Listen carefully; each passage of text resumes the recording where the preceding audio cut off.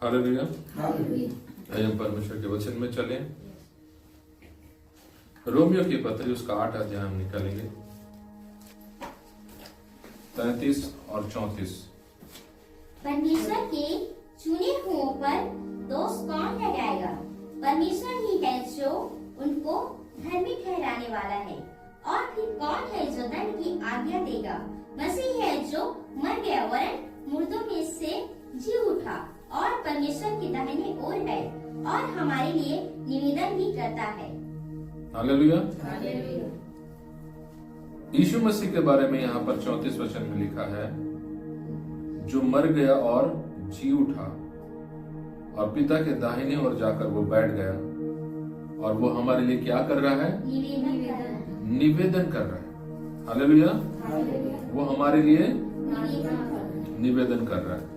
यीशु मसीह हमारे लिए एक वकील बनकर, एक विनती करने वाला बनकर वो हमारे लिए क्या कर रहा है? निवेदन कर रहा है, यानी वो हमारे लिए प्रार्थना कर रहा है। पहला यूहन्ना का 2 अध्याय 1 वचन यदि हम देखें, पहला यूहन्ना 2 अध्याय उसका 1 वचन। पहला यूहन्ना 2 अध्याय 1 पद। हे मेरे बालकों, मैं ये बातें तुम्हें इसलिए लिखता हूँ कि तुम पाप न करो, और यदि कोई पाप करे तो पिता के पास हमारा एक सहायक है, अर्थात धर्मी यीशु मसीह है। हालेलुया। यूहन्ना कलीसिया को कहता है कि यदि विश्वासियों से गलती हो जाए, उनसे पाप हो जाए, तो उनके लिए एक कौन रखा गया है?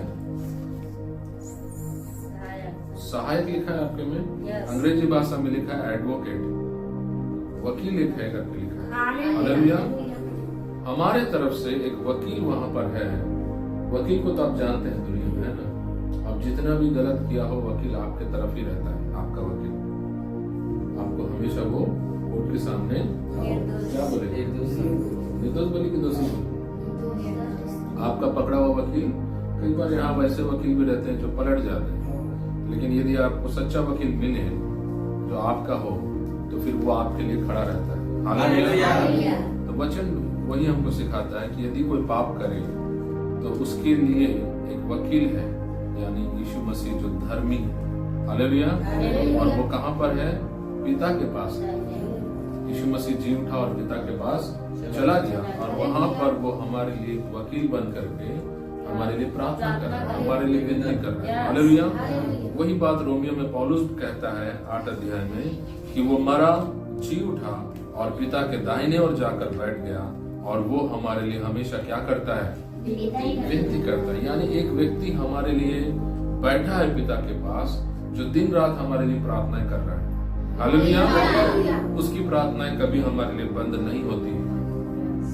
चाहे पास्टर आपके लिए प्रार्थना नहीं करे, कि आपके परिवार के लोग आपके लिए प्रार्थना ना करें, आपका पति आपके लिए प्रार्थना ना करे, आपके पत्नी आपके लिए ना करे, बच्चे आपके ना करें, आपके माँ बाप भूल जाएंगे आपके लिए प्रार्थना करने के लिए, लेकिन एक व्यक्ति है जो आपका जिम्मेदारी अपने ऊपर लेकर के बैठा हुआ है, और वो करोड़ों विश्वासियों के लिए वो प्रार्थना कर रहा है। हालेलुया। इब्रानियों का 7 अध्याय हम लोग देखेंगे। इब्रानियों की किताब 7 अध्याय, इब्रानियों की किताब 7 अध्याय उसका 25 वचन हम पढ़ें। इब्रानियों की किताब 7 अध्याय 25 पद। इसीलिए जो उसके द्वारा परमेश्वर के पास आते हैं, वह उनका पूरा पूरा उद्धार कर सकता है, क्योंकि वह उनके लिए विनती करने को सर्वदा जीवित है। हालेलुया। जो कोई उसके पास आता है वो उसको बचा सकता है, क्योंकि वो उसके लिए क्या कर रहा है? प्रार्थना कर रहा है, विनती कर रहा है। लेकिन आपका हिंदी बाइबल में अगर आप उस लाइन को पढ़ेंगे, वहां पे क्या लिखा है? वो सर्वदा जीवित है प्रार्थना करने। हालेलुया। आपके बाइबल में ऐसे लिखा है हमेशा के लिए, यानी यीशु मसीह ये दुनिया जब तक है वो तब तक हमारे लिए प्रार्थना नहीं कर रहा है, वो सर्वदा के लिए हमारे लिए प्रार्थना करने के लिए बैठा हुआ है। यानी हम जब इस दुनिया से उठा लिए जाएंगे और जब वहां पहुंच जाएंगे, तब भी वो हमारे लिए प्रार्थना करता रहेगा। हालेलुया। हालेलुया। लेकिन ये सोचने वाली बात है कि जब हम इस पाप के शरीर से जब आजाद हो जाएंगे, जब हम उद्धार पा जाएंगे और शैतान नहीं होगा, है ना, और पाप हमारे शरीर में नहीं होगा, प्रभु हमको एक नया शरीर देगा, एक नया देह देगा। तो जब हम पवित्र होकर सिद्धता में चले जाएंगे और स्वर्ग में जब उसके साथ अनंत जीवन का जब जीवन व्यतीत करेंगे, तो उस समय भी वो हमारे लिए, बाइबल लिखा है, सर्वदा यानी अनंत काल तक, उस समय भी वो हमारे लिए याजक बनकर प्रार्थना करता रहेगा। लेकिन उस समय हमको क्या जरूरत है याजक का? उस समय हमको प्रार्थना को क्या जरूरत है? आप मेरी बात समझ नहीं आई? अभी हम जो पाप में जी रहे हैं, अभी जब हम गलती कर रहे हैं, अभी हमारे लिए वकील का जरूरत है, अभी हमारे लिए याजक का जरूरत है। याजक किसके होता है? लोगों के गुनाहों के लिए जाकर परमेश्वर के सामने प्रायश्चित करता है, वो माफी मांगता है। लेकिन जब गुनाह ही नहीं होगा, जब हम सिद्धता में चले जाएंगे, जब हम परमेश्वर के राज्य में चले जाएंगे, उस समय हमको क्या जरूरत है उस याजक का? परमेश्वर ने उसको हमेशा के लिए, सर्वदा के लिए क्यों याजक बना के रखा है? जब हम इस लाइन को पढ़ते हैं, पढ़िए उसको क्या लिखा है 25 को। इसीलिए जो उसके द्वारा परमेश्वर के पास आते हैं वह उनका पूरा पूरा उद्धार कर सकता है, क्योंकि वह उनके लिए विनती करने को सर्वदा जीवित है। हालेलुया। परमेश्वर हमारे लिए विनती करने के लिए सर्वदा जीवित है। हालेलुया। एक जगह लिखा है परमेश्वर ने उसको हमेशा के लिए याजक बनाया करके लिखा है, वो सर्वदा के लिए करके इब्रानियों की किताब में लिखा है, फॉरएवर करके लिखा अंग्रेजी भाषा में, यानी हमेशा के लिए हमारे लिए याजक बन करके बैठा हुआ है। तो यहाँ पर भी वही बोल रहा है कि वो सर्वदा के लिए हमारे लिए विनती कर रहा है। तो ये जब हम सुनते हैं सर्वदा, ये शब्द जो है सर्वदा का मतलब होता है अनंत काल तक, हमेशा के लिए। हालेलुया। जो कभी बंद नहीं होगा, जो हमेशा चलता रहेगा। हालेलुया। जब हम वो शब्द सर्वदा सुनते हैं, सर्वदा का मतलब होता है हमेशा के लिए चलने वाला। हालेलुया। तो जब तक हम इस दुनिया में जी रहे हैं, तब तक हमको समझ में आ रहा है कि वो हमारे लिए प्रार्थनाएं कर रहा है, वो हमारे लिए विनती कर रहा है। हालेलुया। लेकिन तब हमको याजक का क्या जरूरत है? जब हम उसके साथ उसके राज्य में होंगे, जब हम उसके घर में होंगे, उस समय हमको याजक का क्या जरूरत पड़ेगा? उस समय वो हमारे लिए क्या प्रार्थना करेगा जब हम कोई पाप नहीं कर रहे होंगे? आप मेरी बात समझ रहे हैं मैं क्या बोल रहा हूँ? आपको किसी को उत्तर पता है इसका? परमेश्वर ने उसको हमेशा के लिए क्यों हमारे लिए याजक बना कर रखा है? सर्वदा के लिए। जब परमेश्वर पहली बार सृष्टि को जब आरंभ किया, उस समय जब उसने स्वर्गदूतों को बनाया और उस स्वर्गदूतों के बीच में जब वो रह रहा था और वो स्वर्गदूत जब उसकी आराधना कर रहे थे, उस समय मनुष्य नहीं था, आदम नहीं था, हवा नहीं था, और वो स्वर्गदूतों की आराधनाओं को लेता था।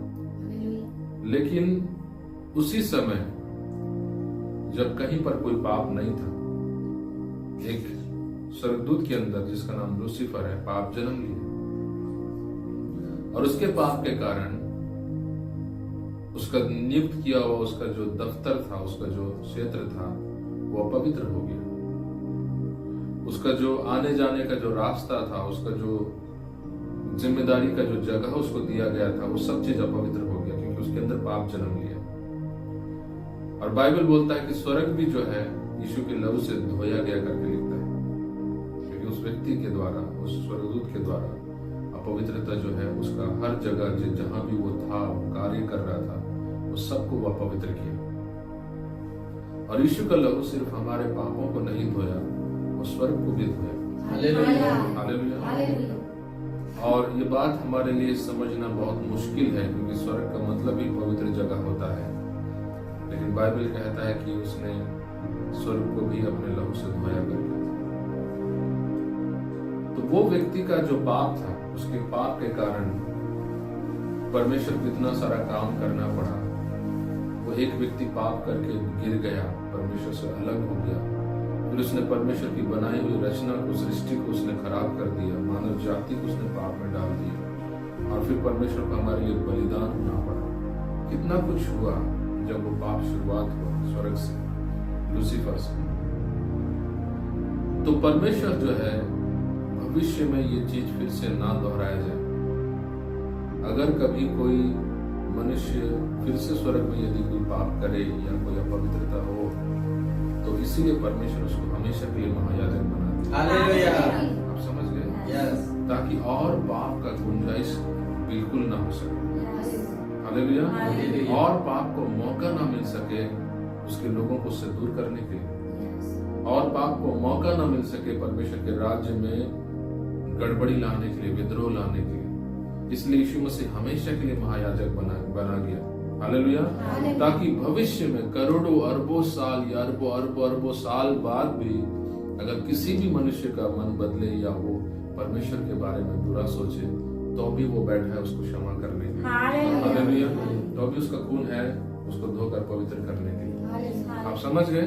हमारा जो उद्धार है वो इतना पक्का कर दिया गया, वो इतना मजबूत कर दिया गया कि और आने वाले भविष्य में हम उससे और कभी अलग नहीं। हालेलुया। आपको ये बात समझ में आ गई? परमेश्वर कितना दूर का सोचता है। हालेलुया। इसलिए वचन कहता है वो हमेशा के लिए हमारे लिए विनती करने के लिए बैठ गया। हालेलुया। एक व्यक्ति को दे दिया गया परमानेंट स्वर्ग में वो ड्यूटी कि तू अरबों सालों तक तू विनती करते रहे, तू प्रार्थना करते रहे इनके लिए। हालेलुया। और बाइबल बताती है कि परमेश्वर ने हमको भी याजक बनाया। तुम चुना हुआ वंश हो, तुम याजकीय वंश हो करके बाइबल कहता है। हालेलुया। अपने पड़ोसी को बोलो आप याजकीय वंश हो। अब बाइबल जब कहता आप याजकीय वंश हो, आपको क्या समझ में आता है? पहला पतरस का 2 अध्याय 9 वचन पढ़िए।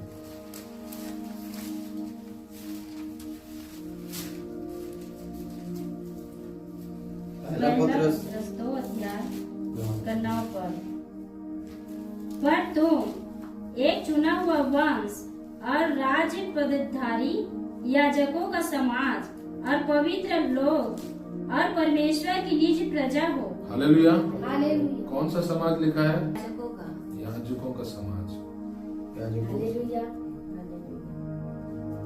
अब कौन सा समाज है? हम तो सतनामी समाज के वही समाज है ना। लोग अभी भी शादी खोज रहे हैं, रिश्ता सतनामी समाज की लड़की चाहिए, लड़का चाहिए, सारथी समाज की चाहिए। बाइबल आपका समाज के बारे में क्या लिखा है? याजकीय समाज। हालेलुया। जब आप रिश्ता खोजते आप याजकीय समाज को खोजते। आप समझ गए? तो ये संसार आपको उस नामों से बुलाता है जिस नाम से आपका सर्टिफिकेट सब बना है, लेकिन बाइबल आपको एक ही समाज के नाम से जानता है। परमेश्वर के राज्य में आपका एक ही समाज है, याजकीय समाज। बोलो मेरे पीछे, मैं याजकीय समाज से। हालेलुया। दुनिया में कोई भी आपको पूछेगा आपका क्या समाज है, आप बोलना याजकीय समाज। हालेलुया। आपको समझ में आ गया? क्या बोलना है? मैं याजकीय समाज से। तो जब याजकीय समाज कहा जाता है, याजक का काम क्या होता है? लोगों के लिए विनती करना, लोगों के लिए प्रार्थना करना, लोगों के लिए बलिदान चढ़ाना। हालेलुया। पुराने नियम में याजक लोग जाते थे इजरायलियों के लिए प्रार्थना करने के लिए, उनकी गुनाहों के लिए वो लोग क्षमा मांगने परमेश्वर के पवित्र स्थान में जाते थे। तो जब बाइबल बोलता है आप याजकीय समाज है, यानी आप दूसरों के लिए प्रार्थना करने वाला समाज है, दूसरों के लिए विनती करने वाला समाज है, दूसरों के लिए रोने वाला, आंसू बहाने वाला समाज है। हालेलुया। कलीसिया याजकीय समाज है। ये याजकीय समाज सिर्फ पास्टर नहीं आते हैं उसमें, ये याजकीय समाज में सिर्फ प्रचारक लोग नहीं आते हैं, भविष्यद्वक्ता लोग नहीं आते हैं, ये याजकीय समाज में चर्च के एल्डर लोग नहीं आते हैं। याजकीय समाज में हर वो व्यक्ति आता है जो यीशु के खून से धुला गया, जो उसका बेटा है, जो उसका बेटी है। हालेलुया। आप समझ गए? आप कौन से समाज से हैं? प्रकाशित वाक्य उसका 5 अध्याय 10 वचन हम पढ़ेंगे। प्रकाशित वाक्य 5 अध्याय 10 पद। और उन्हें हमारे परमेश्वर के लिए एक राज्य और याजक बनाया और वे पृथ्वी पर राज्य करते हैं। हालेलुया। और वे परमेश्वर के लिए क्या बनाया गया? पढ़िए, राज्य और याजक बनाया। परमेश्वर ने लोगों को अपने परमेश्वर के लिए क्या बनाया? आप जो राज्य पढ़ रहे हैं वो एक्चुअली में इंग्लिश भाषा में राज्य नहीं, वो राजा है। परमेश्वर का वचन क्या कहता है? हम परमेश्वर के लिए क्या बनाए गए? राजा बनाए गए और याजक बनाए गए। बोलिए अपने पड़ोसी को, आप परमेश्वर के लिए राजा बनाए गए और याजक बनाए गए। हालेलुया। तो हम याजक बनाए गए हैं, हम याजकीय जाति से हैं। हालेलुया। और हमारा जो प्रभु है वो महायाजक है। हालेलुया। इब्रानियों का 5 अध्याय निकालिए, 5 अध्याय का 6 वचन पढ़िए। इस प्रकार वो दूसरी जगह में भी कहता है, तू मेलिकिसिदक की रीति पर सदा के लिए याजक है। सदा के लिए तू क्या है? याजक है। यही वचन मैं आपको अभी बता रहा था पहले में। परमेश्वर ने यीशु मसीह को सदा के लिए उसको क्या बना दिया? याजक बना दिया। अब यूहन्ना 17 अध्याय में हम चलेंगे। 17 अध्याय का 9 वचन हम पढ़ेंगे। यूहन्ना 17 अध्याय 9 पद। मैं उनके लिए विनती करता हूँ, संसार के लिए विनती नहीं करता, परंतु उन्हीं के लिए जिन्हें तूने मुझे दिया है, क्योंकि वे तेरे हैं। हालेलुया। यीशु मसीह यहाँ पर पिता से प्रार्थना कर रहा है कि मैं उनके लिए विनती करता हूँ जिनको तूने मुझे दिया है। मैं उनके लिए प्रार्थना नहीं करता जो संसार के हैं, मैं उनके लिए प्रार्थना करता हूँ जिनको तूने मुझे दिया है। यानी कलीसिया के लिए वो कह रहा है। हालेलुया। यीशु मसीह किसके लिए प्रार्थना कर रहा है? कलीसिया के लिए प्रार्थना कर रहा है। वो संसार के लोगों के लिए प्रार्थना नहीं कर रहा है। आप ये बात समझ रहे हैं? यीशु मसीह किसके लिए प्रार्थना कर रहा है? कलीसिया के लिए प्रार्थना कर रहा है, यानी जो लोग उद्धार पाए हुए लोग हैं, यानी हम लोग। लेकिन जो अन्य जाति में है उनके लिए वो प्रार्थना नहीं करता है। 20 वचन को पढ़िए। मैं केवल इन्हीं के लिए विनती नहीं करता, परंतु उनके लिए भी जो इनके वचन के द्वारा मुझ पर विश्वास करेंगे। हालेलुया। यीशु मसीह उनके लिए भी विनती कर रहा है जो वर्तमान में विश्वासी नहीं है, लेकिन आने वाले दिन में जो विश्वासी होने वाले हैं। हालेलुया। क्योंकि भविष्य को वो जानता है, कौन लोग उसको ग्रहण करेंगे वो उनको जानता है। तो यीशु मसीह अभी भी उनके लिए प्रार्थना कर रहे हैं। आपको लगता है कि हम अपने परिवार के लोगों के लिए प्रार्थना कर रहे हैं, लेकिन जो लोग प्रभु के राज्य में आने वाले हैं, जिनको वो जानता है कि वो लोग आएंगे एक दिन, उनके लिए भी यीशु मसीह प्रार्थना कर रहा है। इस समय प्रार्थना कर रहे हैं उनके लिए। हालेलुया। हालेलुया। लेकिन रोमियो की 8 में एक अलग बात लिखा हुआ है, हम पढ़ेंगे।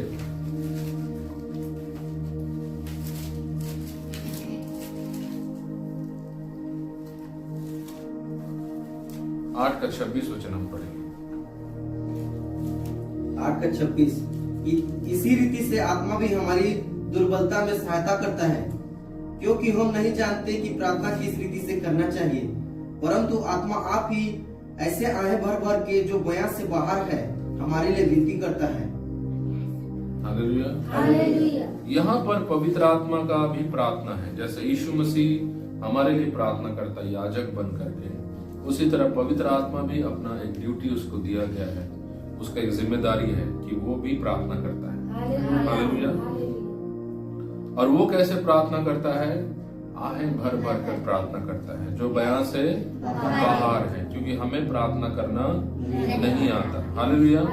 लेकिन ये दो व्यक्तियां जो प्रार्थना कर रहे हैं, एक यीशु मसीह और एक पवित्र आत्मा, इन दोनों की प्रार्थनाओं में कुछ फर्क है। दोनों की प्रार्थनाओं में फर्क है। क्या है वो फर्क? जब यीशु मसीह हमारे लिए प्रार्थना कर रहा है, वो हमारे लिए प्रार्थना कर रहा है, लेकिन जब पवित्र आत्मा प्रार्थना कर रहा है, वो हमारे द्वारा प्रार्थना कर रहा है। हालेलुया। यीशु मसीह हमारे लिए प्रार्थना कर रहा है, पवित्र आत्मा हमारे द्वारा प्रार्थना कर रहा है। हालेलुया। 8 वचन में लिखा है हमें प्रार्थना करना नहीं आता। ये बात पौलुस बता रहा है। वो ये नहीं कह रहा कि आपको प्रार्थना नहीं करना, वो अपने आप को भी जोड़कर कह रहा है, क्योंकि हमको नहीं पता कि हम कैसे प्रार्थना करना चाहिए, लेकिन पवित्र आत्मा आप ही हमारी दुर्बलताओं में आहें भर भर कर जो बयान से बाहर है हमारे लिए प्रार्थनाएं करता है। हालेलुया। जब यीशु प्रार्थना करता है वो कलीसिया के लिए प्रार्थना करता है, लेकिन जब पवित्र आत्मा प्रार्थना करता है वो सबके लिए प्रार्थना करता है। हालेलुया। ये बात आप समझ रहे हैं? जब यीशु प्रार्थना करता है, यूहन्ना 17 में कहा, मैं उनके लिए प्रार्थना करता हूँ जिनको आपने दिया है, मैं उनके लिए नहीं करता जो संसार के। लेकिन जब पवित्र आत्मा प्रार्थना करता है वो सबके लिए प्रार्थना करता है। हालेलुया। जब यीशु प्रार्थना करता है उसको आपका सहयोग नहीं चाहिए। जब यीशु आपके लिए प्रार्थना कर रहा है, आप उसका काम में कुछ भी हाथ नहीं बढ़ा सकते, आप उसका कोई मदद नहीं कर सकते। वो अपने से आपके लिए प्रार्थना कर रहा है, बिना आपके सहयोग का, बिना आपके सहायता का। लेकिन जब पवित्र आत्मा प्रार्थना करता है उसको आपका सहयोग चाहिए। हालेलुया। पवित्र आत्मा को आपका सहयोग चाहिए। वो आपके सहयोग के बिना प्रार्थना नहीं करेगा, इसलिए हम अपने आप को समर्पण करना पड़ता है। हालेलुया। यीशु प्रार्थना करने के लिए हमको अपने आप को समर्पण करने की जरूरत नहीं, लेकिन यदि पवित्र आत्मा प्रार्थना करना है तो आपको अपने आप को समर्पण करना पड़ेगा। कितनों को मेरी बात समझ में आ रही है? आप लोगों को समझ में आ रहा है? पवित्र आत्मा का प्रार्थना और यीशु के प्रार्थना में कुछ फर्क है। जब यीशु प्रार्थना करता है वो उद्धार पाए हुए लोगों के लिए प्रार्थना करता है, वो कलीसिया के लिए प्रार्थना करता है, वो उनके लिए नहीं प्रार्थना करता जो संसार में। लेकिन जब पवित्र आत्मा प्रार्थना करता है वो हमारे द्वारा प्रार्थना करता है, वो हमें लेकर प्रार्थना करता है। उसको हमारा समर्पण जरूरत है, उसको हमारा सहयोग जरूरत है। जब तक आप पवित्र आत्मा को सहयोग नहीं देंगे वो प्रार्थना नहीं करेगा। आपको उस व्यक्ति के साथ एक मत होना जरूरी है। आपको उसके पटरी में एक पटरी में वो, एक पटरी में आपको खड़ा होना जरूरी है। आपको उस गाड़ी का दूसरा पहिया बनना पड़ेगा जिसका एक पहिया वो है। आप समझ रहे हैं? तो जब आप उसको सहयोग करते हैं, और उस सहयोग को हम कहते हैं समर्पण होना। हालेलुया। इसलिए हम अपने आप को पवित्र आत्मा के साथ बैठाते हैं, इसलिए हम आराधना में डूबते हैं, ताकि पवित्र आत्मा के साथ हमारा जो तालमेल है, हमारा जो सहयोग है वो बेहतर बन पाए। और जब पवित्र आत्मा के साथ हमारा सहयोग बेहतर बनता है फिर वो हमारे द्वारा प्रार्थना करता है। हालेलुया। और जब प्रार्थना पवित्र आत्मा हमारे द्वारा करता है तो वो सिर्फ उद्धार पाए हुए लोगों के लिए प्रार्थना नहीं करता है, वो उन लोगों के लिए भी प्रार्थना करता है जो उद्धार में नहीं है। उन गांवों के लिए प्रार्थना करता है जहाँ पर शैतान का गढ़ है। आप ये बात समझ रहे हैं? वो उस जगहों के लिए प्रार्थना करता है जहाँ पर शत्रु काम कर रहा है। हम हर शुक्रवार को जब उपवास करते हैं, जब प्रार्थनाएं करते हैं, या अपने घर में भी जब प्रार्थनाएं करते हैं, हम पवित्र आत्मा में होकर जब रोते हैं, जब मांगते हैं, हम किसके लिए मांग रहे हैं? हम क्या सिर्फ कलीसिया के लोगों के लिए प्रार्थना कर रहे हैं? हम पूरे देश के लिए प्रार्थना कर रहे हैं, हम अपने गाँव के लिए प्रार्थना कर रहे हैं, अपने मोहल्लों के लिए कर रहे हैं, हम बेदारी के लिए प्रार्थना कर रहे हैं, हम पवित्र आत्मा का कार्य इस देश में होने के लिए प्रार्थना कर रहे हैं, प्रभु का राज्य फैलने के लिए हम प्रार्थना कर रहे हैं, उसका सुसमाचार लोग सुनने के लिए हम प्रार्थना कर रहे हैं। ये प्रार्थनाएं कौन कर रहा है? यीशु नहीं कर रहा है, ये पवित्र आत्मा कर रहा है। हालेलुया। और ये प्रार्थनाएं वो हमारे द्वारा होकर कर रहा है, हमें लेकर के वो कर रहा है।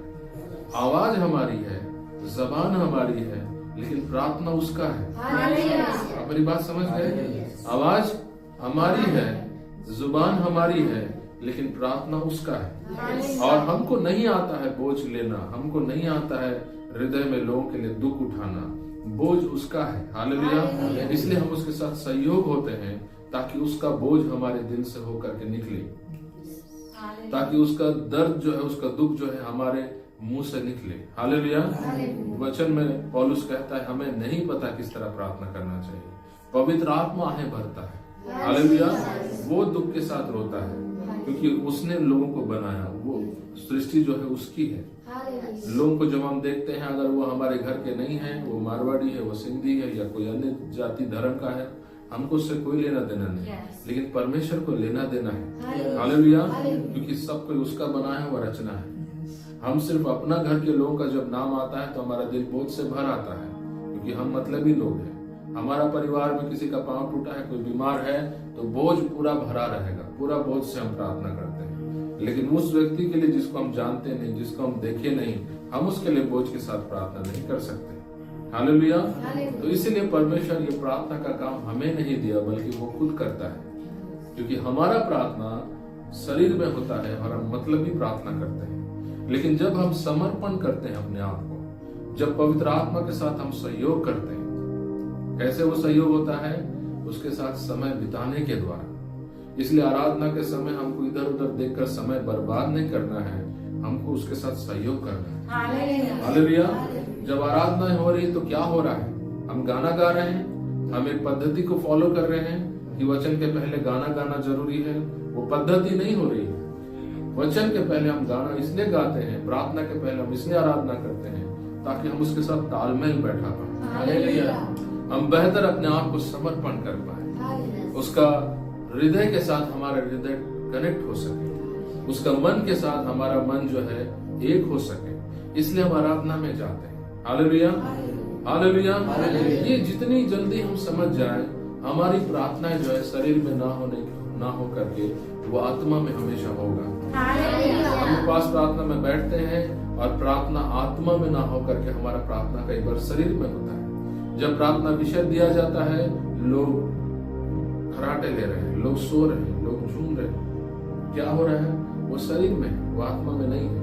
क्योंकि आत्मा में होने के लिए आपका आराधना बेहतर होना जरूरी है। जब आपको प्रार्थना विषय दिया जाए और उस प्रार्थना विषय को लेकर के यदि आपको बोझ के साथ प्रार्थना करना है, वो इस बात पर निर्भर होगा कि जब आराधना हो रही थी आप क्या कर रहे थे।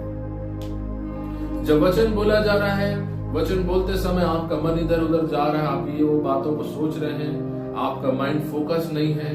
वचन के समय आप सो रहे हैं, आप इधर उधर ऊँग रहे हैं, ये बताता है कि आराधना के समय आपने क्या किया। आपको मेरी बात समझ में आ गई? आराधना आपका जितना बेहतर होगा, इसलिए हमारे कलीसिया में हम 1 घंटा आराधना करते हैं, कभी कभी 1.5 घंटा आराधना करते हैं। बाकी कलीसिया में आप देखेंगे, ऐसे कई कलीसिया हैं इस देश में, अगर आप देखेंगे वहां 15-20 मिनट या आधा घंटा आराधना होता है। और कई लोगों को आप बोलेंगे कि आप 1 घंटा आराधना कलीसिया में करते हैं, 1.5 घंटा, कई लोग अचंबा करेंगे आपके बात से, बोलेंगे इतना आराधना का क्या जरूरत है। कोई बोलते हैं अभी सताव का समय, जल्दी कलीसिया खत्म करो, 10 मिनट आराधना करो, फिर वचन 2 मिनट 5 मिनट बताओ, फिर प्रार्थना करके तुरंत कलीसिया खत्म करो।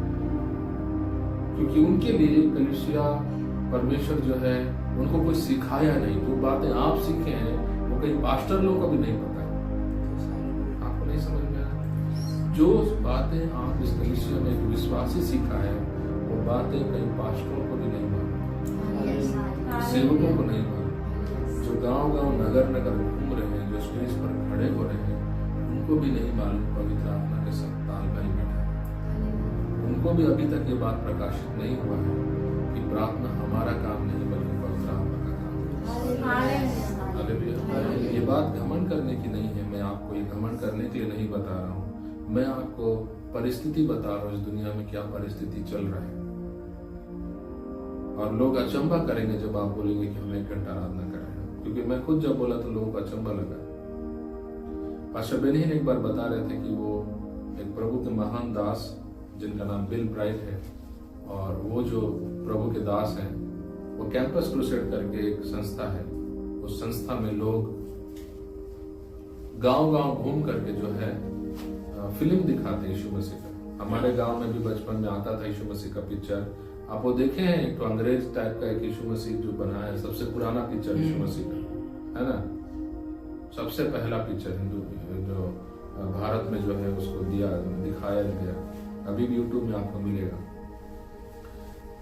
तो उसमें जो है वो फिल्म को कैंपस क्रूसेड वाले ही जो है उसको दिखाते थे गाँव।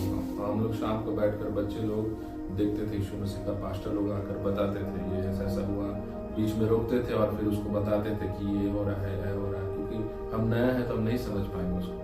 तो वो कैंपस क्रूसेड जो है वो संस्था, उसके जो अधिकारी है पास्टर बिल ब्राइट, वो और बेनियन एक बार बैठ करके एक घर में बातें कर रहे थे, उनके अच्छे दोस्त थे, और उनके घर में एक प्रचारक आया हुआ था, और वो बहुत ही अच्छा प्रचारक था, नामी प्रचारक था।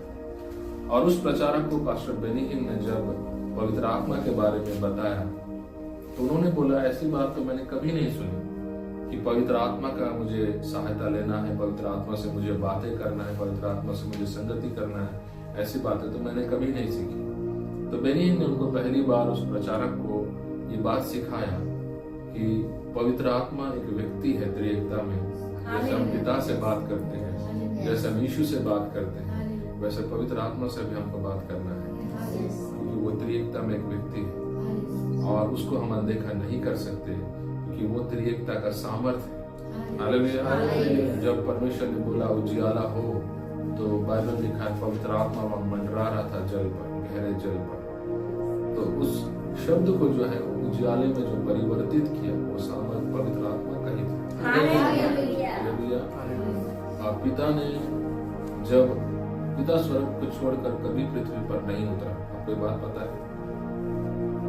पिता स्वर्ग में छोड़कर पृथ्वी पर कभी नहीं उतरा, लेकिन जब मूसा ने उसको आग के रूप में झाड़ियों में देखा, तब स्वर्ग से ऊपर नीचे कौन उतरा? पवित्र आत्मा था। आप समझ रहे? जो आग के रूप में उनके आगे आगे चल रहा था रात में, वो कौन था? पवित्र आत्मा। जो बादल के रूप में उनके ऊपर चल रहा था, कौन था? पवित्र आत्मा। आप समझ रहे हैं? अब नए नियम में पढ़ेंगे, पौलुस कहता है कि पवित्र आत्मा ने मूसा से बातें की झाड़ियों के द्वारा होकर। तो पवित्र आत्मा ही था जो लोगों से बातें करता था। दाऊद जो बोलता है मैं तेरे आत्मा से बचकर कहाँ जाऊं, जहां भी जाऊं तो वहां पर है। हालेलुया। तो परमेश्वर का आत्मा ही है जिसके द्वारा परमेश्वर हम तक पहुंच पाता है। हालेलुया। हम जो उसको कहते हैं कि उसकी नजरों से कोई बातें छिपी नहीं है, उसकी नजरें कैसे हमको देखती हैं? उसके आत्मा। आप समझ? उसका आत्मा के द्वारा ही वो हमको देखता है, उसके आत्मा के द्वारा ही वो कार्य करता है जीवन में। हालेलुया। ये बात आपको समझ में आ रहा है मैं जो बोलने का प्रयास कर रहा हूँ? तो पवित्र आत्मा त्रिएकता का एक हिस्सा है, वो एक व्यक्ति है और उसको हमको पहचान देना चाहिए, उससे हमको बातें करना चाहिए, उससे हमको रिश्ता बनाना चाहिए। और खासकर जो कलीसिया है, ये बात अब्राहम को नहीं मालूम था, मूसा को नहीं मालूम था, दानियल को नहीं मालूम था, क्योंकि वो लोग पिता से यहोवा से बातें करते थे, यहोवा करके बुलाते थे, यावे करके बुलाते थे परमेश्वर।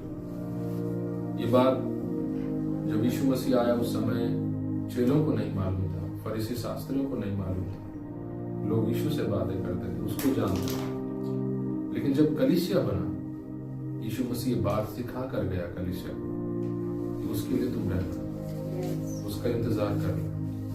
हालेलुया। वो आएगा, मेरा जाना अच्छा है तुम्हारे लिए, वो आना जरूरी है तुम्हारे लिए। और जब लोगों ने पवित्र आत्मा से कलीसिया भरा, 120 लोग, तो फिर उन लोगों ने पवित्र आत्मा का प्रचार करना शुरू किया। जा जाकर लोगों के लिए प्रार्थना की कि लोग आत्मा में भरे, लोग पवित्र आत्मा को पाएं, पवित्र आत्मा से संगति करें। और बाकी जितने भी आप पत्रिकाएं पढ़ते हैं पौलुस का, वो सिखाता है पवित्र आत्मा से संगति करने के लिए। आत्मा को मत बुझाओ, वो कहता है, आत्मा को शोकित मत करो, वो कहता है। हालेलुया। आत्मा प्रार्थना करता है, हमें प्रार्थना नहीं करना आता है, पौलुस सिखाता है। हालेलुया। आत्मा में आनंदित होकर के वो सिखाता है, आत्मा में चलो वो हमको सिखाता है। हालेलुया। हर प्रार्थना आत्मा में होकर के पौलुस हमको सिखाता है। तो आत्मा का जो शिक्षा है, पवित्र आत्मा के साथ जो रिश्ता है, वो कलीसिया में सिखाया गया। और कलीसिया जो है वो पवित्र आत्मा के साथ चलना, उठना, बैठना, ये सीखना जरूरी है। हालेलुया। हालेलुया। तो जब बिल ब्राइट के घर में उस प्रचारक ने पहली बार इस बात को सुना, उसके बाद कुछ महीनों बाद फिर से उनका मुलाकात हुआ पास्टर बेनियन के साथ, उस प्रचारक का, और फिर उन्हीं के घर में वो लोग एकत्रित हुए थे। और उस प्रचारक ने बोला कि पास्टर बेनियन, आपका उस दिन सिखाया हुआ बात को जब मैंने अपने जीवन में लागू किया और जब मैं पवित्र आत्मा से बात करना जब शुरू किया, मेरा मिनिस्ट्री बदल गया। मैंने और ज्यादा अद्भुत कामों को, आश्चर्य कामों को मेरी सेवकाई में होते हुए देखा। मैंने और सामर्थ्य के कामों को होते हुए देखा जब से मैंने पवित्र आत्मा के साथ बात करना शुरू किया। हालेलुया। हालेलुया। तो पवित्र आत्मा के साथ हमारा तालमेल बैठना बहुत जरूरी है। वो व्यक्ति हमारा सहयोग चाहता है। हालेलुया। प्रभु के दास ने इस तरह कहा पिता का एक शरीर है जिसको लोगों ने देखा, पुत्र का शरीर को लोगों ने देखा, लेकिन जब पूछा गया कि पवित्र आत्मा का शरीर कैसा दिखता है, मूसा ने पिता को पीछे से देखा जब उसको गुफा में उसको छुपा के गया, और यीशु जब आया पुत्र, उसको लोगों ने देखा, उसके शरीर क्रूस पर भी चढ़ा है। लोगों ने पूछा कि पवित्र आत्मा कैसा दिखता है, उसका शरीर कैसा दिखता है, तो प्रभु के दास ने बताया पवित्र आत्मा का शरीर आपके जैसा दिखता है। हालेलुया, आप उसका देह हो, हालेलुया, आप उसका शरीर हो, हालेलुया। यहोवा का शरीर, पुत्र का शरीर और पवित्र आत्मा का शरीर। पवित्र आत्मा का शरीर कौन है, कैसा दिखता है, आपके जैसा दिखता है, क्योंकि वो आप में रहता है, वो आपका शरीर को लेकर चलता है। हालेलुया, आप उसका चलता फिरता शरीर हो। इसलिए हम वो गाना गाते हैं, मैं मंदिर हूँ तेरा, हालेलुया, जिंदा घर हूँ तेरा, हालेलुया। हम उसका चलता फिरता घर है, उसका देह है।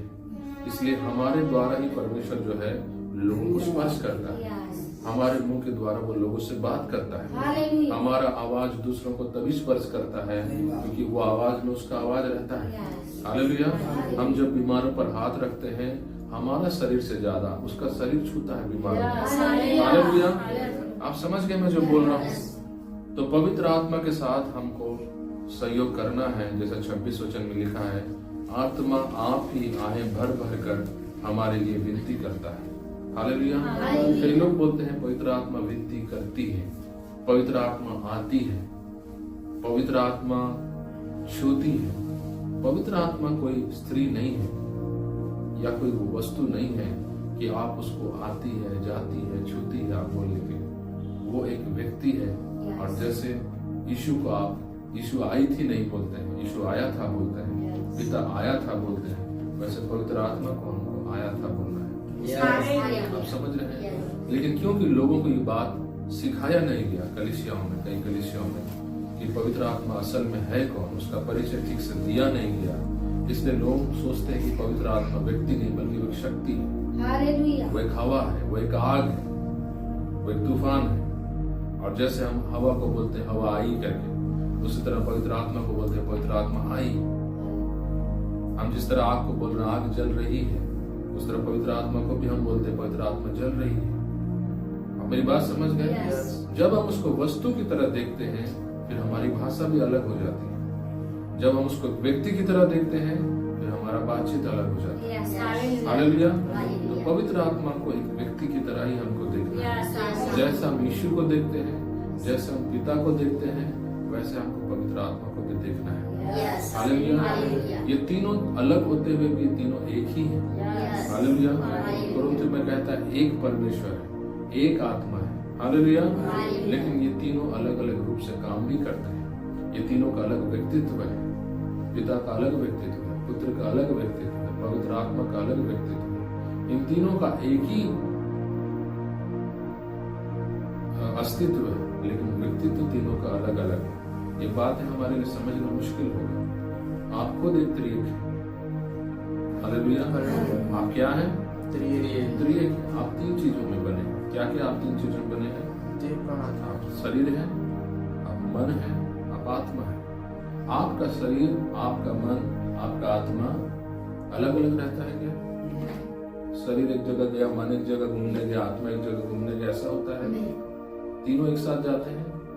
अभी बैठे तो तीनों एक साथ बैठे कि तीनों अलग अलग बैठे? तीनों एक साथ बैठे। अंजू का नहीं बैठा लग रहा है, सोच रहा है। एक है बैठा बोल दूंगा तो गलत हो जाएगा, बोल के सोच रहा है। तो तीनों आप लोग बैठे हैं। आपका आत्मा कहाँ गया है? यहीं पर है। आपका शरीर कहाँ गया है? यहीं पर है। आपका मन कहाँ गया है? यहीं पर है। लेकिन आपका मन, आपका शरीर एक नहीं है। आपका आत्मा, आपका मन एक नहीं है। मन अलग होता है, आत्मा अलग होता है, शरीर अलग होता है। शरीर मिट्टी में चला जाता है, मन मिट्टी में नहीं जाता है, आत्मा मिट्टी में नहीं मिलता है। आपका शरीर एक अलग वस्तु है, आपका मन एक अलग वस्तु है, आत्मा एक अलग वस्तु है। ये तीनों अलग होते हुए भी एक में है। आप समझ गए? तो उसी तरह परमेश्वर के लिए भी ये एक नजदीकी उदाहरण है जो मैं आपको दे रहा हूँ। परमेश्वर भी उस तरह अलग होते हुए भी वो एक है। हालेलुया। लेकिन जिस तरह आप अपने शरीर को मन के साथ एक नहीं कर सकते, या अपना आत्मा को शरीर के साथ एक नहीं कर सकते, उसी तरह आप पुत्र को पिता से एक नहीं कर सकते, पवित्र आत्मा को यीशु से एक नहीं कर सकते। हालेलुया। लेकिन फिर भी वो एक है जैसे आप एक हैं। हालेलुया। हालेलुया। आपको मेरी बात समझ में आ गई? तो त्रिएकता को समझना जैसे मैं समझा उस तरह ही आप समझने का प्रयास कीजिए, क्योंकि उसको ज्यादा हमारा मनुष्य का दिमाग उतना नहीं है कि हम उसको और गहराई से समझ सकें, क्योंकि वो अनंत का परमेश्वर है। हालेलुया। और जिस दिन हम परमेश्वर को समझ जाए, ये बात ध्यान से सुनेगा जो मैं आपको बता रहा हूं, जिस दिन हम परमेश्वर को समझ जाए उस दिन वो परमेश्वर नहीं रहेगा। हमारी बात समझ गए? जिस दिन हम उसको जान जाएंगे पूरी तरह, जिस तरह हम उसको समझ गए, उस दिन और वो परमेश्वर नहीं कहलाएगा। उसको जानना मतलब वो आपके स्तर में आ गया है, वो आपके लेवल में आ गया है जहां आप उसको जान पा रहे हैं। हम उसको परमेश्वर इसलिए बोलते हैं क्योंकि वो हमारे स्तर में नहीं है। हालेलुया। इसलिए जो बोलता है कि मैं प्रभु को पूरी तरह जानूंगा फिर बपतिस्मा लूंगा, प्रभु को पूरी तरह जान लूंगा फिर प्रभु को ग्रहण करूंगा, वो मूर्खता का बात बोल रहा है। अनंत काल तक भी हम उसको नहीं जान पाएंगे। अनंत काल खत्म भी अगर हो गया, कहीं अगर उसका खत्म भी है अगर हो गया, तो भी हम उसको पूरी तरह नहीं जान पाएंगे, क्योंकि जिस दिन हम उसको पूरी तरह जान ले उस दिन वो परमेश्वर होना बंद हो गया, वो और ईश्वर नहीं रहा, वो और ईश्वर नहीं है। हालेलुया। हम उसको इसलिए परमेश्वर कहते हैं क्योंकि वो हमारे पहुंच से बाहर है, क्योंकि वो हमारे सोच से बाहर है। हम उसको समझ नहीं सकते, इसलिए हम उसको ईश्वर कहते हैं। हालेलुया। हम पहले से जान नहीं पाते हैं वो क्या करेगा, इसलिए हम उसको कहते हैं परमेश्वर। आपको समझ में आया? आप जब भी उसको परमेश्वर कहते हैं, आप किस लिए कहते हैं ये बात समझ रहे हैं? आज ये बात आज समझ कर जाइए, परमेश्वर कहते हैं। हालेलुया। और आप उसको किसी व्यक्ति को समझा भी नहीं सकते। कोई अन्य जाति बोलेगा मैं समझना चाहता हूँ, ये क्यों हुआ, ये कैसे हुआ, आप जिस दिन समझ जाओगे वो परमेश्वर नहीं रहा। इसलिए बिना समझे उसका वचन जो कहता है हम उसको ग्रहण करना है। हालेलुया। हमको स्वीकार करना है वो जो हमको सिखा रहा है। आप उसको समझने का प्रयास मत कीजिए, आप नहीं समझ पाओगे, न अब समझ पाओगे न अनंत में समझ पाओगे। वो हमको देगा उसको जानने के लिए, लेकिन जितना भी हम उसको जानेंगे वो कम ही होगा। हालेलुया। हालेलुया। तो जब यीशु प्रार्थना करता है वो हमारे लिए प्रार्थना करता है, जब पवित्र आत्मा प्रार्थना करता है वो हमारे द्वारा होता है। हालेलुया। यीशु के प्रार्थना में हमको उसका सहयोग करने की जरूरत नहीं है, लेकिन जब पवित्र आत्मा प्रार्थना करता है हमको उसका सहयोग करने की जरूरत है। हालेलुया। जब यीशु प्रार्थना करता है वो कलीसिया के लिए प्रार्थना करता है, वो उद्धार पाए हुए लोगों के लिए प्रार्थना करता है। जब पवित्र आत्मा प्रार्थना करता है वो अन्य जातियों के लिए भी प्रार्थना करता है। हालेलुया। वो हर किसी के लिए प्रार्थना करता है। हालेलुया। ये फर्क है दोनों का प्रार्थना होना। और आप बोलेगा मैं हर चीज को समझना चाहता हूं, आप नहीं समझ पाओगे, आपका ज्ञान उतना नहीं है। एक व्यक्ति ने अपने सपने में देखा एक बार, वो बहुत ही एक जिज्ञासा का व्यक्ति था। वो हमेशा जो है आत्मिक चीजों को समझने के लिए, हर चीज को नापने के लिए वो हमेशा जिज्ञासा में रहता था। जिज्ञासा आप समझ रहे हैं ना? हमेशा व्याकुल रहता था हर चीज को जानने के लिए। मेरे को हर चीज पता होना चाहिए, मेरे पास हर सवाल का उत्तर होना चाहिए। वो एक बहुत व्याकुल व्यक्ति रहता था, जिज्ञासा से भरा हुआ। और एक दिन परमेश्वर ने उसको एक दर्शन दिया। वो एक समुद्र के किनारे खड़े होकर के बैठकर एक गड्ढा खोद रहा है। जितना उसके हाथ से हो रहा है वो गड्ढा खोद रहा है, और कम से कम घुटनों तक गड्ढा खोद लिया। और दूर जाकर खड़ा हो गया, समुद्र को देख रहा है। समुद्र जैसे लहरें आई उस गड्ढे के ऊपर से आकर वापस चली गई, और उस गड्ढे में थोड़ा से पानी बच गया और वो उठ गया, उसका नींद खुल गया। फिर वो सोया, फिर उसने वही सपना देखा। फिर वो समुद्र के किनारे गड्ढा खोद रहा है, पानी आया और लहर चली गई, फिर उस गड्ढे में पानी भर गया। जब इस तरह उसने 2 बार 3 बार उस दर्शन को देखा सपने में, फिर वो प्रभु से प्रार्थना करने लगा, प्रभु ये क्या है? मैं क्या आत्मा को जीतने जा रहा हूँ? समुद्र के किनारे खड़ा होकर मैं क्या मछली आत्मा को पकड़ूंगा? क्या है, आप मुझे क्या सिखाना चाह रहे हैं? तो परमेश्वर ने उसको बताया कि तू जो है प्रयास कर रहा है कि समुद्र को उस गड्ढे में भरने के लिए, लेकिन उस गड्ढे में उतना ही पानी भर रहा है जितना उसकी क्षमता है। वो गड्ढा क्या है प्रभु? तो परमेश्वर ने बोला वो तेरा दिमाग है। और तू उस दिमाग में समुद्र रूपी परमेश्वर को जो है अनंत का परमेश्वर को तू समाने का कोशिश कर रहा है, उसको समझने का प्रयास कर रहा है। और जितना तेरी क्षमता है समझने का तू उतना ही समझ पा रहा है और बाकी परमेश्वर छोड़ दे रहा है। हालेलुया। यीशु मसीह ने भी अपने चेलों से कहा, मैं बहुत कुछ तुम्हें बताना चाहता हूँ लेकिन तुम उसे समझ नहीं पाओगे। Hallelujah, hallelujah. और पवित्र आत्मा के साथ जैसे जैसे हम जीवन बिताते हैं वो परमेश्वर के बारे से हमें बहुत बातें सिखाता है। हम परमेश्वर को और बेहतर बेहतर जानने पाते हैं। हालेलुया। इतने सालों में जब से आप कलीसिया आ रहे हैं, अगर आपने पवित्र आत्मा के साथ संगति करना शुरू कर दिया है तो आप इस चीज को नोटिस किए होंगे कि पवित्र आत्मा ने आपको बहुत प्रकाशन दिया होगा। आप यीशु मसीह को पहले से बेहतर जान पाए हैं, परमेश्वर को बेहतर समझ पाए हैं, उसके मन को, उसके हृदय को, उसके सोच को, उसकी इच्छाओं को आप बेहतर समझ पाए हैं। हालेलुया। और ये काम पवित्र आत्मा क्या ही है। हालेलुया। क्यों घर में वो लोग बैठे हैं जिनको प्रार्थना में आने का मन नहीं है? क्यों उपवास हो रहा है और उनको बोझ नहीं लग रहा है? उनको लग रहा है कि हम उपवास नहीं करेंगे तो कुछ नहीं बिगड़ने वाला। लेकिन आपको ऐसा क्यों लगा कि मैं उपवास प्रार्थना में नहीं जाऊंगा तो बहुत कुछ बिगड़ जाएगा? ये कौन आपसे बात कर रहा है? आप मेरी बात समझ रहे हैं? पवित्र आत्मा ही है जो आपको बताता है कि आप याजकीय वंश हैं, आप याजकीय जाति हैं। वो आपको सिखाता है। Hallelujah, hallelujah. हम कई बार जो है परमेश्वर को बोलते हैं, प्रभु मुझे छू, प्रभु मुझसे बातें कर, प्रभु मुझे सामर्थ्य दे, प्रभु मुझे अभिषेक कर। लेकिन आपको पता है परमेश्वर एक व्यक्ति को हवा में कभी नहीं छूता, परमेश्वर एक व्यक्ति को हवा में कभी सामर्थ्य नहीं देता, परमेश्वर एक व्यक्ति को हवा में कभी बातें नहीं करता। उसका एक जरिया है जिसके द्वारा वो हमें छूता है। हालेलुया। वो उसके दुनिया का कानून है, वो सिद्धांत है कि परमेश्वर किसी भी व्यक्ति को छूने के लिए वो एक रास्ता बनाया है और वो रास्ता होता है उसका वचन। हालेलुया। उसके वचन के द्वारा ही वो हमें छूता है। अगर आप सामर्थ की आशा करते हैं उसके वचन के साथ बैठना पड़ेगा। बिना वचन के सामर्थ आसमान से नहीं गिरता है। हालेलुया। अगर आप वरदानों की धुन में हैं, वचन के साथ आपको बैठना पड़ेगा। परमेश्वर अपना काम इतने सालों में मैं परमेश्वर को जान पाया हूँ, उसके काम को सीख पाया हूँ कि उसका हर काम जो उसके वचन के द्वारा ही वो करता है। हालेलुया। बिना वचन के अगर कोई काम आपके जीवन में हो तो फिर वो टोना टोटका हो जाता है, फिर वो अंधकार से जुड़ जाता है। आप समझ रहे हैं क्या बोल रहा हूँ? मैंने जो आपको बताया वो बहुत गहरी बात है। आप उस बात को हो सकता है नहीं समझ पाएंगे, हो सकता है आपका वो अनुभव नहीं है, क्योंकि ये बात कई लोग नहीं जानते हैं कलीसिया में। और वो लोग सोच रहे हैं कि सामर्थ आसमान से गिरेगा। सामर्थ आसमान से नहीं गिरता है, वरदान आसमान से नहीं गिरते हैं।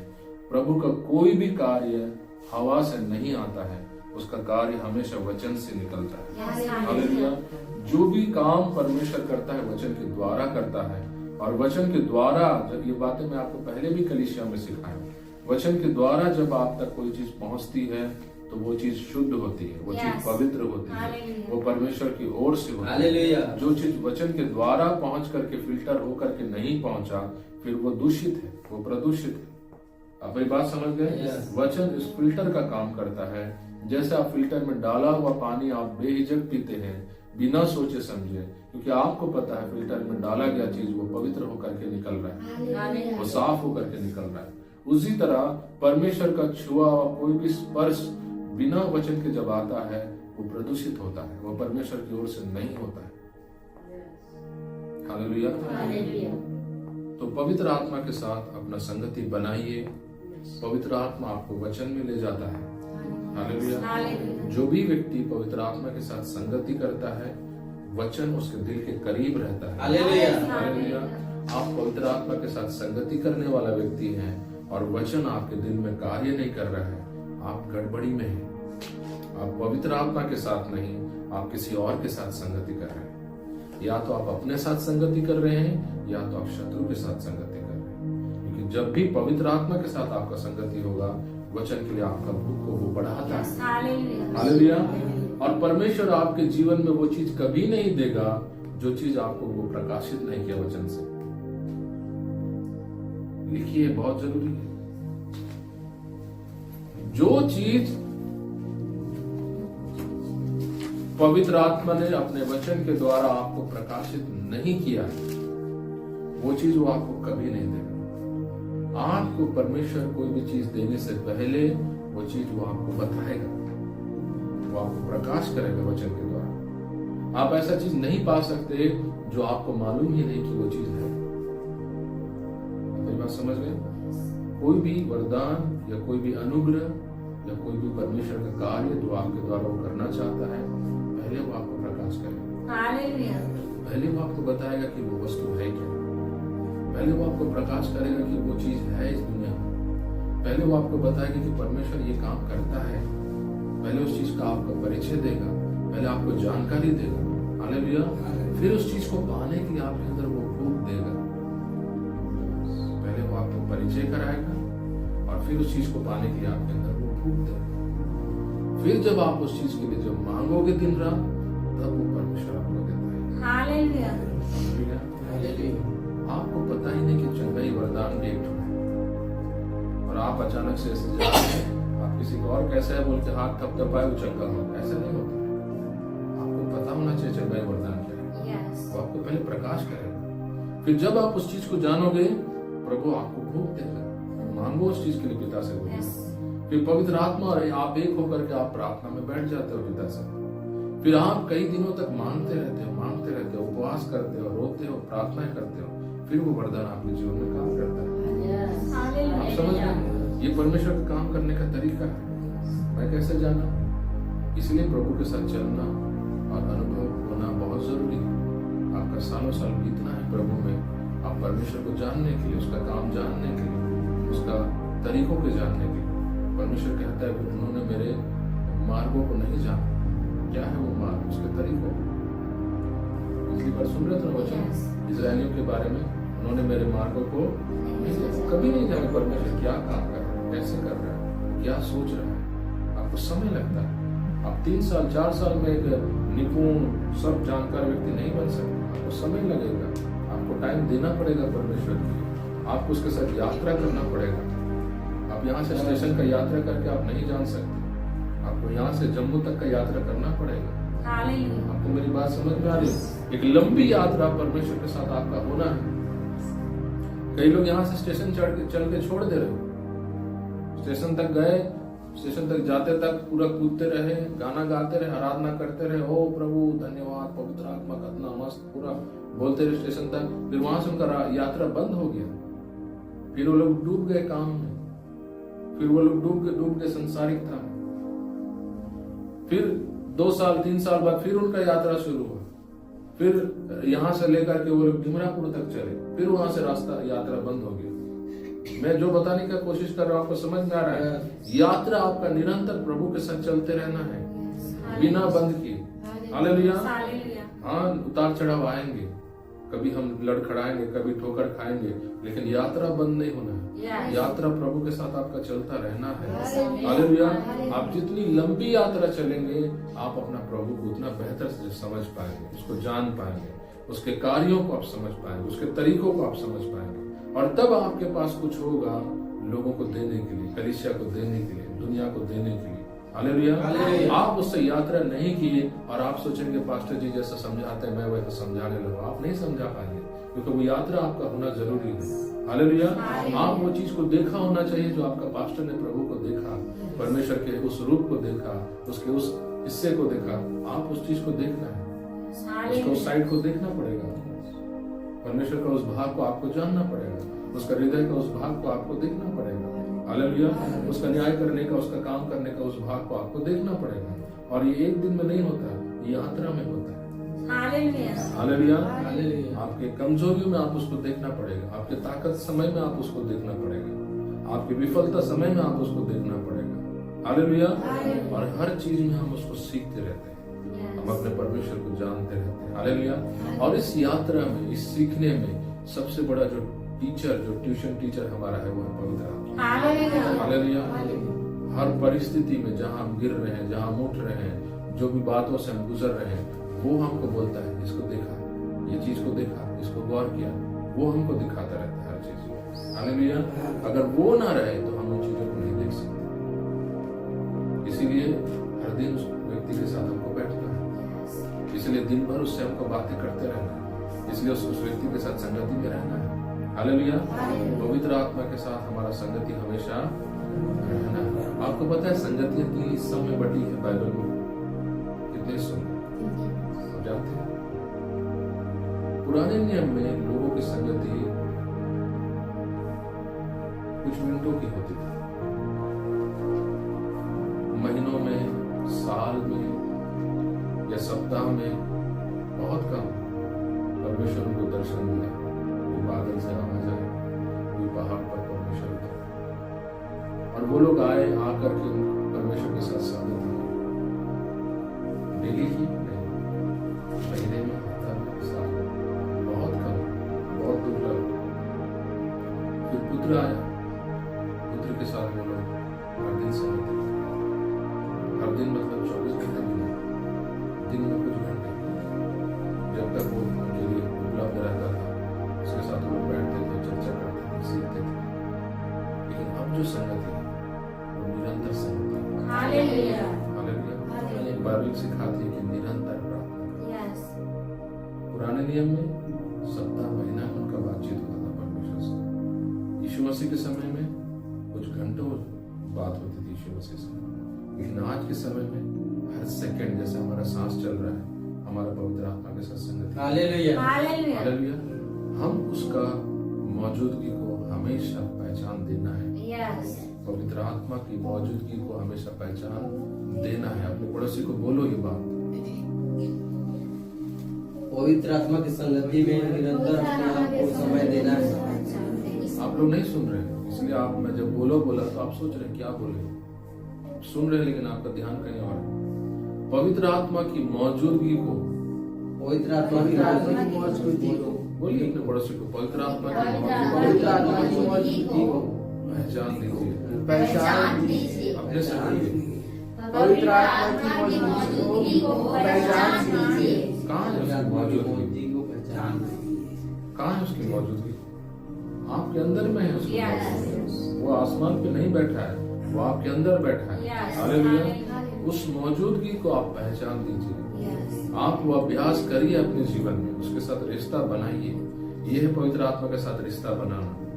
हालेलुया। बीते दिनों में कलीसिया में बातों को मैंने बहुत आपको गहराई से सिखाया। वापस जाइए फेसबुक पर, कलीसिया में लोग उसी समय वचन सुनते समय हालेलुया धन्यवाद क्या वचन, फिर घर में गायब, फिर वो वचन सुनना नहीं। आपको लग रहा है आप पूरा बाग है। फिर जब कलीसिया आते हैं, फिर वो चर्चा निकलता है तो फिर आपको वो चीज याद ही नहीं है, क्या बताएंगे।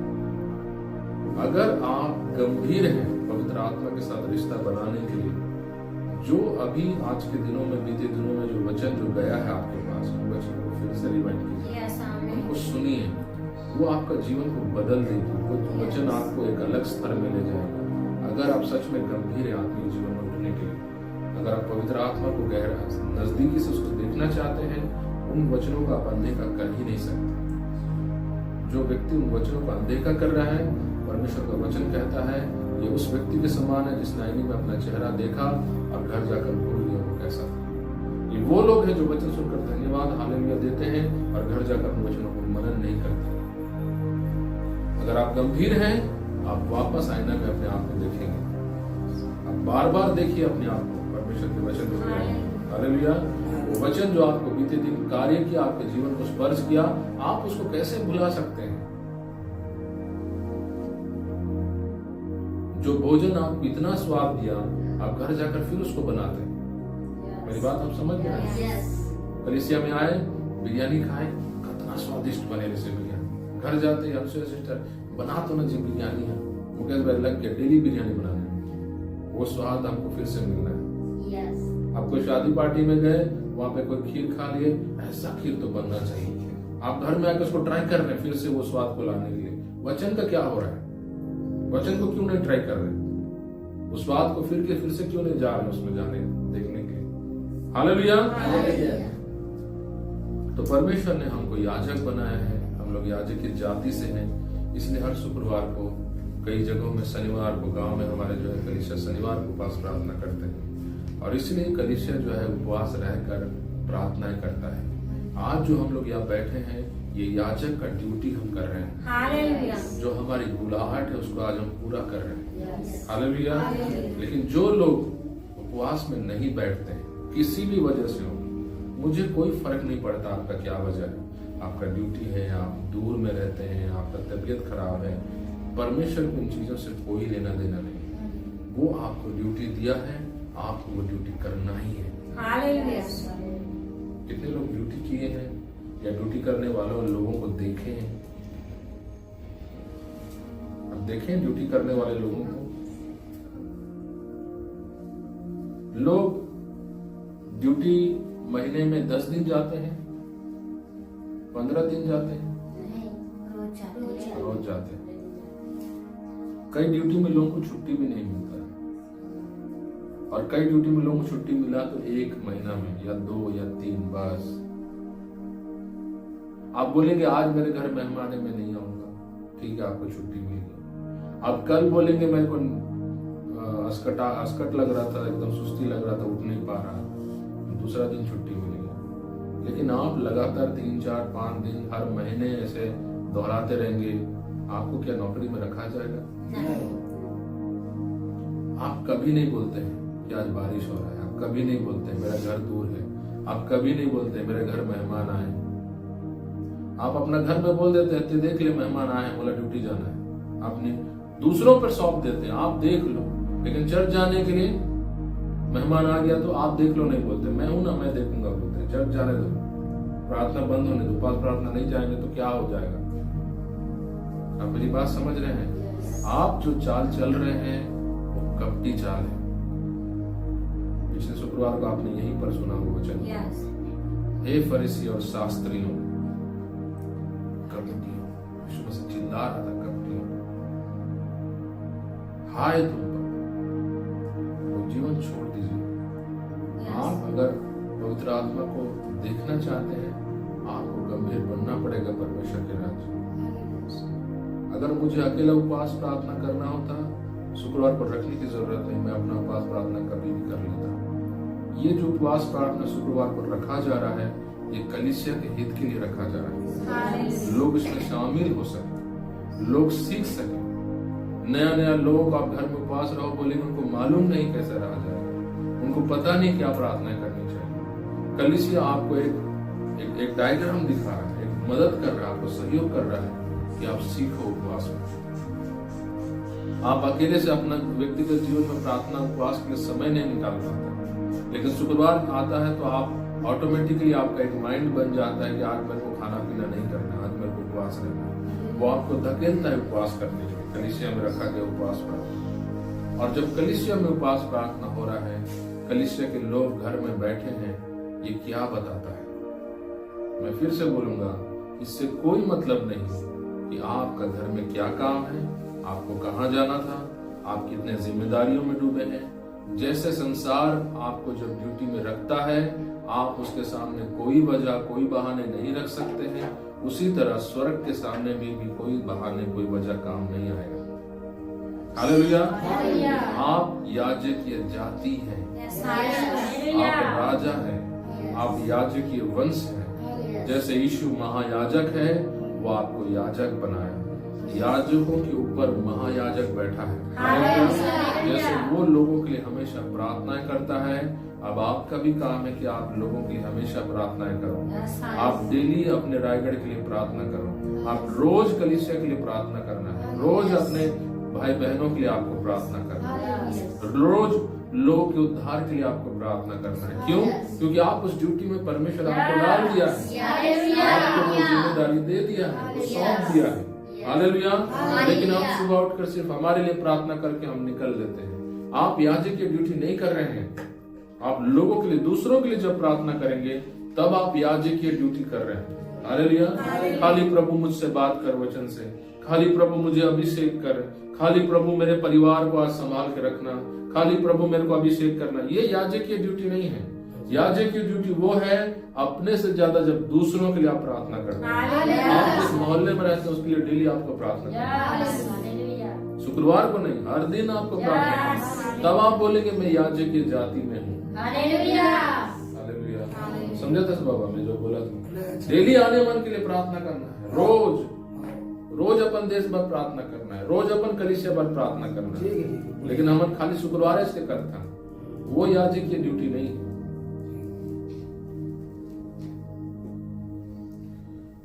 और इसीलिए जो है कलीसिया मजबूत होने के बजाय कमजोर होते चले जाता है, क्योंकि कलीसिया भी जो है पास्टर के साथ सहयोग नहीं करता है।